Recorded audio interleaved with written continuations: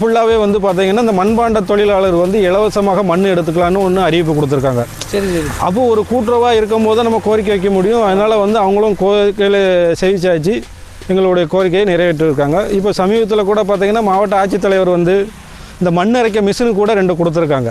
அப்போ ஒரு சாவனமாக இருக்கும்போது தான் ஒரு நம்ம எந்த பொருளாக இருந்தாலும் பெற்றுக்கலாம், பயன் அதிகமாக கிடைக்கும். வியாபாரி வந்து ஒரு லோடு எடுக்காருன்னு கேட்டிங்கன்னா ஒரு சொசைட்டி இருக்கும்போது அவங்க தேவைப்பட்ட பொருளை மொத்தமாக ஒரு லோடுக்கு கொடுக்க முடியும். தனித்தனியாக வீட்டில் வச்சு செய்யும்போது பார்த்தீங்கன்னா அது வந்து சாத்தியப்படாது. அதனால் வந்து எங்களுக்கு லாபம் இருக்குது, கவர்மெண்ட்டுக்கும் இதனால் பயன் இருக்காது. இந்தியாவிலே வந்து டிசின் தொட்டின்னு கேட்டிங்கன்னா இந்த காரக்குறிச்சியில் தான் உருவாக்கப்பட்டு இது வந்து பார்த்திங்கன்னா வெளி மாநிலத்துக்கெலாம் போய்கிட்டு இருந்து. ஒரு காலகட்டத்தில் கேரளாவுக்கு மொத்தம் போயிருந்து வந்து பார்த்திங்கன்னா மும்பைக்கு போய்கிட்டு இருக்குது, கர்நாடகா போய்கிட்டு இருக்குது. அப்படி இந்தியாவில் உள்ள எல்லா மாநிலத்துக்கும் இங்கேருந்து எடுத்துக்கொண்டு சேல்ஸ் பண்ணுதாங்க. இதனுடைய நோக்கம் என்னென்னு கேட்டிங்கன்னா சில ஊரில் தொட்டி மற்ற மாதிரி வாங்கினீங்கன்னா அது வந்து சீக்கிரம் வந்து அது என்ன செய்யும், உடையக்கூடிய தன்மை வரும். இந்த ஒரு தொட்டியை நீங்கள் வாங்கிட்டு ஒரு 100 கிலோ தூக்கி மேலே வச்சாலும் சரி இந்த தொட்டி தாங்கக்கூடிய சக்தி உண்டு. ஏன் அப்படின்னு கேட்டிங்கன்னா இது மண் வந்து பக்குவப்படுது. இதுக்கு உதாரணம் சொல்ல போனால் எல்லாருமே சமையல் பண்ணுவாங்க, ஆனால் சில ஆள் கைப்பக்குவம் வந்து ருசியாயிரும், அதே மசாலா தான் போடுவாங்க.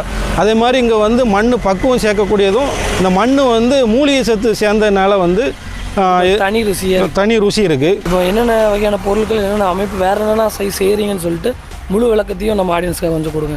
முழு விளக்கம் அப்படின்னு கேட்டிங்கன்னா இங்கே வந்து மண்ணால் செய்யப்போ எல்லா பொருட்களும் செஞ்சுக்கிட்டு இருக்கோம். கிட்டத்தட்ட ஒரு 200 வகையான பொருட்கள் செய்தோம். 200 வகையான வந்து பொருட்களுடைய விலையை சொல்லுதேன். இது என்னென்னு கேட்டிங்கன்னா ஒரு பொருளை வாங்கிக்கிட்டு இந்த ரேட்டுக்கு நீங்கள் தாங்கன்னா தர முடியாது. இப்போ ஒரு 200 பீஸ் 300 பீஸ் 500 பீஸ் வாங்கக்கூடிய உள்ள விலையை தான் நான் சொல்லுதேன். நாளைக்கு நீங்கள் வந்து இந்த சேனலில் வந்து நீங்கள் சொல்லியிருந்தீங்களே ஒரு பொருள் இன்னும் விலை தான் சொல்லி கேட்டிங்கன்னா அது கட்டுப்படி ஆகாது. மொத்த சேல்ஸுக்குள்ள விலையை தான் நான் சொல்லிக்கிட்டு இருக்கேன். வாங்க பார்க்கலாம் உள்ள என்னென்ன பொருட்களுக்கு நீங்களும் பார்த்துக்கலாம், உங்களுக்கும் பிடிக்கும், நீங்களும் நிறைய பேருக்கு இதை சொல்லி வாங்க சொல்லலாம்.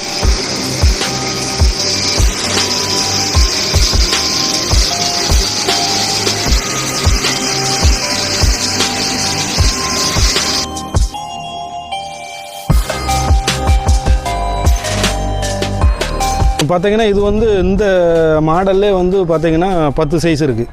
இது வந்து 1ஆம் நம்பர் அப்படிங்கும்போது இது வியாபாரிக்கு மொத்த ரேட்டுக்கு 12 ரூபா வருது. 12 ரூபாயிலேருந்து பார்த்தீங்கன்னா 80 ரூபா வரைக்கும் இந்த மாடல்லே தொட்டி இருக்குது.